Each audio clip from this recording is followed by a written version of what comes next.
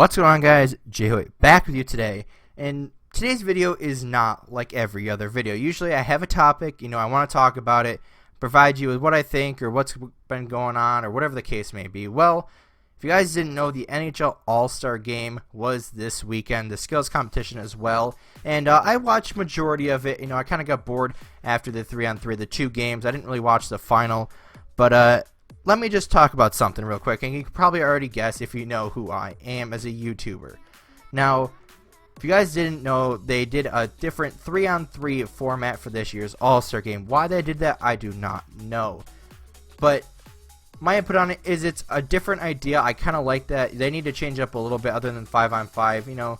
It's a little bit different. I like it, but I don't know if it really worked out too well. I'd like to know the players' real opinions, not just the ones they have to put on a camera to make themselves sound professional, but the honest, true opinions. Now, if you guys didn't know, they selected 4 captains, and they were John Scott, John Tavares, Patrick Kane, and Jaromir Jagr. Well, when you hear of NHL All-Star Game, what name out of those 4 does not sound right? Well, in case you guys didn't know who John Scott is, he's a 6'8", tough guy who basically cheap shots people and has 11 career points. No, I didn't mix my words there. John Scott has 11 career points. Now, I think I'm going to throw a graphic up on the screen here. It's brought to you by Elite Prospects. It is not sponsored by them, but this is where I get all my stats from. But you can see right here that John Scott has a career 11 points. Now, there are people in the All-Star game that have, a lot more points than that, or have a lot more points in a week than this guy has in the entire year. Well, John Scott ends up scoring 2 goals in one of the games. I don't know if he scored in the final game, but this guy, John Scott, he's 6'8", and can shoot almost as fast as Steven Stamkos. Now, I don't know if Steven Stamkos was really trying or what, but either way, if you can shoot almost 93, 95 miles an hour, whichever it was, then you should probably have more than 11 points. Now, being 6'8", you can't really say, oh, he's not a good skater, so he shouldn't be offensive. Look at Zdeno Chara. He shoots, 108.8 miles an hour, and he still puts up at least some points, right? And he's a defenseman. Now, John Scott did play defenseman before. I'm not exactly sure when, but I did hear that he did play defenseman at one point in his career. So if you're going to use that as an excuse, that's kind of sad. But, John Scott's going to be the guy that kind of comes out on TV or comes out in interviews and says, oh, this is a once-in-a-lifetime thing, and, I'm just happy to be here, and all this other good stuff, and all this stuff to, make people feel good. Well, the players and everyone in Nashville, where the All-Star Game was held this year, really appreciated John Scott, or at least applauded him and cheered him on, and was kind of happy for him. Now, if I read correctly, now this all was based on a couple articles I did read, so I may be wrong here, but the NHL came out and said that they did not want John Scott to go to the All-Star Game, or at least a rumor had it, or a source, or whichever it was.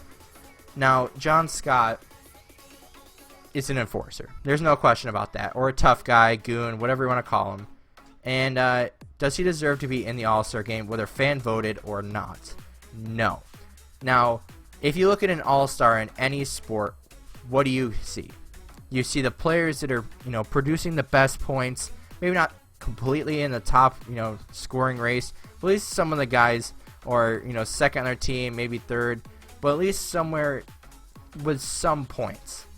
Right? Now, I know I always say it's not about stats, it's about what you do on the ice, but come on. If we're going to have John Scott be in the All-Star Game, then there needs to be something different with the system. Now, I understand it was fan voted, and it started out as a joke, but even a joke or not, that is not good for the NHL, no matter how much people say it.